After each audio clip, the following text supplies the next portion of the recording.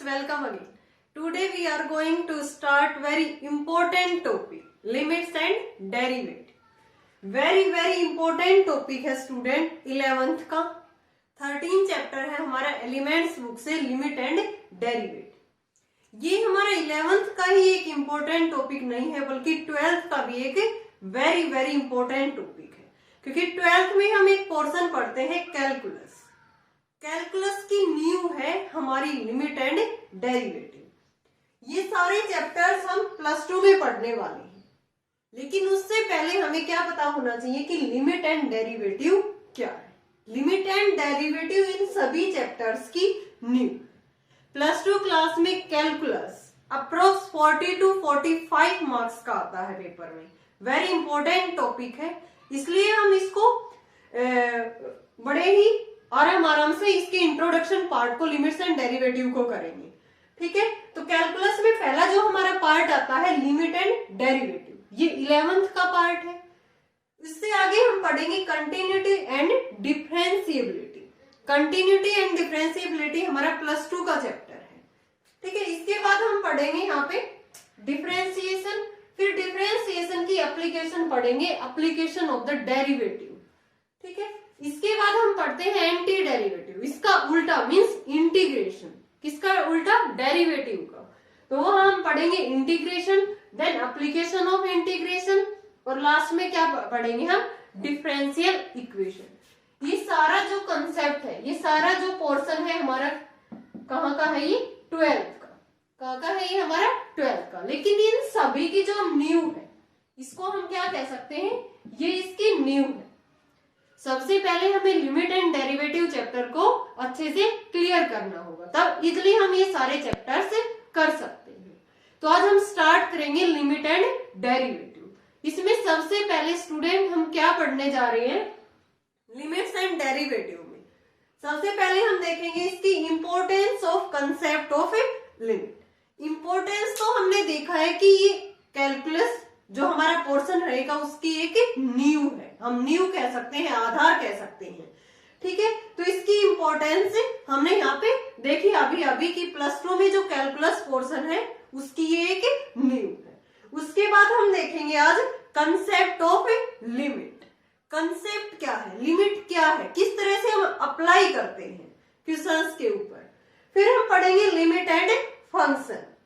Existence of limit, limit किस तरह से एग्जिस्ट करती है, कब लिमिट एग्जिस्ट करती है और कब लिमिट एग्जिस्ट नहीं करती। फाइंडिंग आउट लिमिट्स, हम क्वेश्चंस में डायरेक्ट लिमिट हमें गिवन मिलेगी, अप्लाई करके हम उसकी वैल्यू फाइंड आउट करेंगे, फाइंडिंग आउट लिमिट्स। देन हम पढ़ेंगे algebra of limits. Algebra of limits में क्या आएगा? हम सम करेंगे, टू लिमिट्स का डिफरेंस करेंगे, प्रोडक्ट करेंगे, डिवीजन करेंगे, और फिर हम पढ़ेंगे इसके अंदर फॉर्मूला ऑन द लिमिट्स। तो ये सारा पोर्शन हम लिमिट के अंदर पढ़ने वाले हैं। ठीक है, तो सबसे पहला टॉपिक आज हम लेके चल रहे हैं कंसेप्ट ऑफ लिमिट। लिमिट क्या है, लिमिट का कंसेप्ट क्या है। लिमिट्स एंड डेरिवेटिव में सबसे पहला कंसेप्ट आता था हमारा इंपॉर्टेंस ऑफ लिमिट। ठीक है, वो हमने देख लिया था कि कैलकुलस के अंदर हम इसका यूज करेंगे। कैलकुलस की हम डेफिनेशन क्या कह सकते हैं student? Calculus is the branch of mathematics in which we study continuous change. वहां पे हम कंटिन्यूअस चेंज की बात करते हैं कैलकुलस के अंदर। जैसे हम डिफरेंशियल कैलकुलस करेंगे, इंटीग्रल कैलकुलस करेंगे। ठीक है, और इसके अलावा भी हम इसका कॉमर्स में भी बहुत यूज करते हैं। जैसे बच्चे 10th के बाद कॉमर्स स्ट्रीम में भी जाते हैं, तो वहां पे भी हम इसमें कैलकुलस के, कॉमर्स में भी कैलकुलस के बारे में पढ़ते हैं। तो इंपॉर्टेंस तो हमने देख लिया कैलकुलस के अंदर हो गया इसका इंपॉर्टेंस ऑफ द लिमिट। उसके बाद जो कंसेप्ट आता था concept of limit. For example मैंने यहाँ पे एक फंक्शन लिया f(x = x² - 4 अपॉन x - में 2, x नॉट इक्वल टू 2। अगर x यहाँ पे 2 हो गया देन फंक्शन क्या हो जाएगा हमारा? Not defined. तो हमेशा ये लिमिट एग्जिस्ट करने के लिए फंक्शन यहाँ पे x की वैल्यू क्या नहीं हो सकती, हमारी 2 नहीं हो सकती। मैंने इसी फंक्शन का ग्राफ बनाया है यहाँ पे। इस फंक्शन को मैं सोल्व भी कर सकती हूँ आगे। f(x = x² - 4, a² - b² मैंने ओपन किया तो इसके फैक्टर बन गए x - 2, x+ में 2 अपॉन में क्या है x माइनस 2, ये कैंसिल आउट हो जाएगा, x does not equal to 2 था, तो फंक्शन हमारा क्या आ गया x प्लस में 2। इस फंक्शन को लिख सकते हैं f(x) equal to x plus में 2 where x does not equal to 2। ठीक है, अब ये फंक्शन अगर यहाँ पे x 2 को अप्रोच कर रहा है देन फंक्शन किसको अप्रोच करेगा, x की वैल्यू 2 होगी तो फंक्शन किसको अप्रोच करेगा, 4 को अप्रोच करेगा। या मैं ये इसको ये भी लिख सकती हूँ limit x tends to 2 f(x) equal to 4। ये दोनों हमारी एक ही बात है, अगर फंक्शन x की वैल्यू 2 को अप्रोच कर रही है देन f(x) किसको अप्रोच करेगा, 4 को। या मैंने फंक्शन के अंदर लिमिट पुट की, limit x tends to 2 then function की वैल्यू क्या आई है, 4, एक ही बात है। लेकिन 2 की तरफ जाने के लिए हमारे पास दो रास्ते हैं, 2 की तरफ जाने के लिए हमारे पास दो रास्ते हैं। मैंने ग्राफ बनाया है इसी फंक्शन का f(x) equal to x plus 2 का, x की वैल्यू 1 रखी तो यहाँ पे 3 हो जाएगा हमारा फंक्शन, इस तरह से कुछ इसकी वैल्यू आएगी। ठीक है, ये x equal to 1, x equal to 2। तो यहां से देखो स्टूडेंट, x किसको अप्रोच कर रहा है, 2 को, देन फंक्शन किसको अप्रोच कर रहा है, 4 को। तो x इक्वल टू 2 पे जाने के लिए हमारे पास यहां से 2 रास्ते हैं। ठीक है, तो ये लेफ्ट साइड से भी अप्रोच कर रहा है और ये राइट साइड से भी अप्रोच कर रहा है। तो यहाँ पे x tends to 2 f(x) tends to 4, इसके लिए हमारे पास 2 अप्रोचेज हैं, लेफ्ट साइड से भी करेगा और राइट साइड से भी। तो इसको मैं क्या लिख सकती हूँ, लेफ्ट हैंड लिमिट, या लेफ्ट साइड से अप्रोच कर रहा है, लेफ्ट हैंड लिमिट कह देंगे इसको। एक ये राइट साइड से अप्रोच करेगा, इसको हम कह देंगे right hand limit. Left side से कर रहा है तो इस वैल्यू को हम लिख देंगे यहाँ पे x टेंस टू 2 नेगेटिव।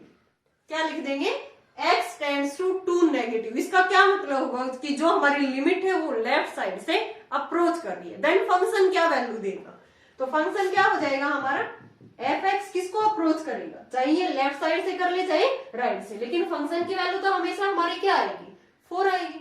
ठीक है, तो फंक्शन किसको अप्रोच करेगा, 4 को करेगा। इस वैल्यू को हम कह देंगे, इस तरह भी लिख सकते हैं हम इसको, limit x tends to 2 negative f(x) value क्या देगा हमारी 4। तो इस वैल्यू को हम कह देंगे लेफ्ट हैंड लिमिट।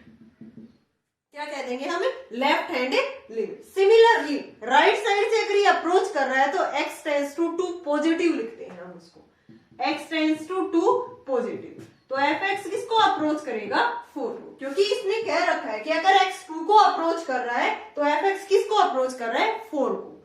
लेकिन x टेंस टू 2, x को 2 की तरफ अप्रोच करने के लिए हमारे पास 2 रास्ते थे, एक लेफ्ट साइड से एक राइट साइड से।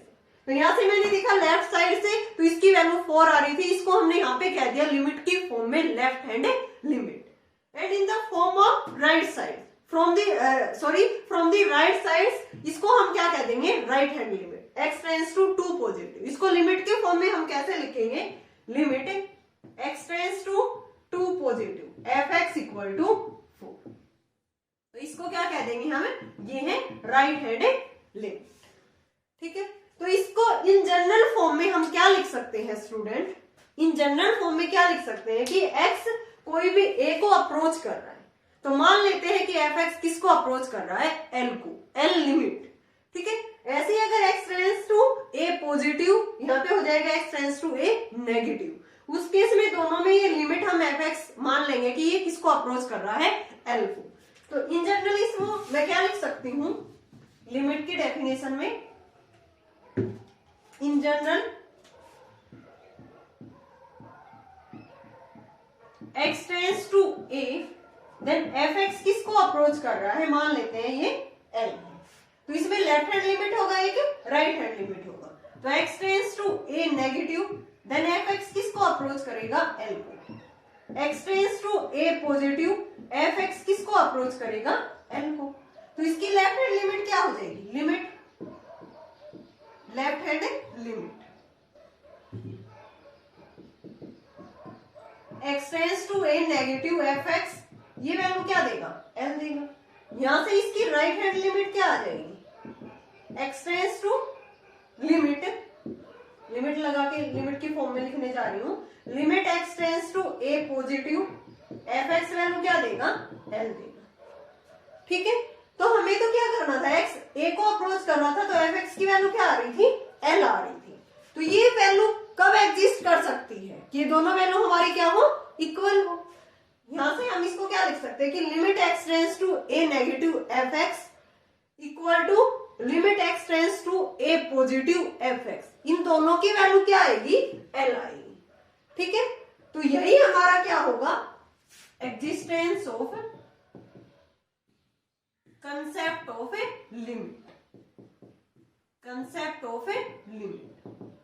ठीक है, और ये वैल्यू किसके इक्वल आ रही है, ये भी वैल्यू लेफ्ट हैंड लिमिट भी हमारी एल आ रही थी, राइट हैंड लिमिट भी हमारी एल आ रही है। और अगर फंक्शन एक्स टेंड्स टू ए को अप्रोच कर रहा है तब भी हमारी वैल्यू क्या आ रही थी, एल आ रही। तो इसको मैं क्या लिख सकती हूँ, limit x tends to a f x, इन तीनों की वैल्यू हमारी क्या आ रही है, एल। तो अगर जिस भी केस में अगर कोई भी value x tends to student x tends to a negative या x tends to a positive और एफ एक्स, ये दोनों वैल्यू हमारी लेफ्ट हैंड लिमिट और राइट हैंड लिमिट अगर इक्वल आ जाती है तब ये हम इसको क्या कह सकते हैं, और ये फंक्शन के इक्वल आ जाती है, limit x tends to a f x equal to l. L कोई भी यहाँ पे हमारी लिमिट होगी जिसको ये अप्रोच करेगा। तो अगर ये वैल्यू हमारी इक्वल आ जाती है, left hand limit equal to right hand limit equal to limit, limit की जो वैल्यू है फंक्शन के ऊपर, अगर ये वैल्यू हमारी इक्वल आ जाती है तो उस केस में हम कह सकते हैं कि लिमिट हमारी क्या करेगी, एग्जिस्ट करेगी। अब हम यहाँ पे एक फंक्शन देखेंगे कि जहां पे हमारा यहाँ पे ये वैल्यू लेफ्ट हैंड और राइट हैंड लिमिट हमारी इक्वल नहीं आएगी, तो उस केस में हम कह सकते हैं कि हमारी जो लिमिट है वो एग्जिस्ट नहीं करेगी। ठीक है, मैंने आपको ये लिमिट का कंसेप्ट एक अच्छे से समझाने की कोशिश की है। ठीक है, वैसे ही बुक्स वगैरह में लिमिट का थोड़ा सा बोरिंग कंसेप्ट है, लेकिन मैंने यहाँ पे आपको थोड़ा सा अलग से फील करवाने की कोशिश की है कि एक्स अप्रोच टू 2 था तो हम इसको लेफ्ट साइड से भी जा सकते हैं, राइट साइड से भी आ सकते हैं। तो इसके लिए हमारे पास 2 रास्ते हैं। तो यहाँ से लेफ्ट साइड से मैंने इसको लिखा था कि एक्स टेंड्स टू 2 नेगेटिव होगा, देन फंक्शन वैल्यू क्या दे रहा है। ऐसे ही एक्स टेंड्स टू 2 पॉजिटिव होगा तो फंक्शन वैल्यू क्या दे रहा है। फिर हमने देखा कि ये दोनों वैल्यू हमारी इक्वल आ रही है तो हमारे जो फंक्शन की लिमिट होगी वो क्या करेगी, एग्जिस्ट करेगी, अदरवाइज एग्जिस्ट नहीं करेगी। अब हम एक एग्जांपल देखने जा रहे हैं पीस वाइज फंक्शन का, कि फंक्शन हमारा यहाँ पे बीच में टूट जाता है, अलग अलग वैल्यू देता है, तो उस केस में हमारी जो लिमिट होगी वो एग्जिस्ट करेगी या नहीं करेगी। एग्जांपल लेते हैं, f x equal to 1 when x greater than equal to 0 minus 1 x less than 0। ठीक है, ये एक हमारा पीस वाइज फंक्शन है। कौन सा फंक्शन है, पीस वाइज, अलग अलग जैसे टुकड़ों में बटा हुआ फंक्शन है हमारा पीस वाइज फंक्शन। ठीक है, और हमें यहाँ पे फाइंड आउट करना है कि limit x tends to 0 f x की वैल्यू क्या आएगी। ठीक है, यहाँ पे ये ग्राफ है हमारा, 1 को अप्रोच कर रहा है तो ये हमारा ग्राफ है, ऐसे 0 की तरफ लेफ्ट साइड से अप्रोच कर रहा है तो ये हमारा x इक्वल टू -1 वैल्यू दे रहा है, और यहाँ से इस साइड से कर रहा है तो ये वैल्यू हमारी कितनी दे रहा है, 1 दे रहा है। अब हमें ये फाइंड आउट करनी है, ये हमारी एक्चुअली इसका क्या मतलब है कि अगर x tends to 0 value then f x की वैल्यू क्या आएगी। इस लिमिट का यही मतलब है कि x अगर 0 को अप्रोच करेगा तो एफ एक्स की वैल्यू क्या आएगी। तो यहां से देखो स्टूडेंट, x टेंड्स टू 0 है, 0 की ओर जाने के लिए हमारे पास 2 रास्ते, लेफ्ट साइड से भी अप्रोच करेगा ये, राइट साइड से भी। तो लेफ्ट साइड को हम क्या बोलते हैं, left hand limit. x tends to a negative, क्या लेके चलते हैं लिमिट, a नेगेटिव। यहाँ पे हमारी x टेंड्स टू 0 है तो इसको मैं क्या कह दूंगी यहाँ पे, 0 नेगेटिव। तो एफ एक्स की वैल्यू क्या आएगी, नीचे की तरफ, ये किसको अप्रोच कर रहा है यहाँ पे, -1, ये वैल्यू, इसको यहाँ पे हम अप्रोच लिखेंगे, लेफ्ट हैंड लिमिट लिखने पे इक्वल टू यहाँ पे हमें -1 लिखेंगे। ऐसे ही अगर x टेंड्स टू 0 पॉजिटिव है, राइट हैंड साइड से अप्रोच करेंगे तो ये वैल्यू किसको अप्रोच कर रही है, 1 को। तो यहाँ से देखो 0 नेगेटिव और 0 पॉजिटिव पे दोनों में एफ एक्स की वैल्यू अलग अलग साइड्स में अप्रोच कर रही है, -1 और 1 के ऊपर। ये दोनों हमारी क्या है, अनइक्वल है, दोनों क्या है, अनइक्वल है। अगर जिस भी केस में ये हमारी इक्वल ना आए तो उस केस में हम क्या कह देंगे कि लिमिट डज नॉट एग्जिस्ट। तो यहाँ पे लिखेंगे हम limit x tends to 0 negative does not equal to f x, limit x tends to 0 positive f x. ठीक है, ये दोनों हमारी अनइक्वल आई है, तो यहाँ पे हम लिख सकते हैं कि limit x tends to 0 f x does not exist, ये हमारी लिमिट एग्जिस्ट नहीं करेगी। किस केस में ये लिमिट एग्जिस्ट करेगी? कि when left hand limit is equal to the right hand limit.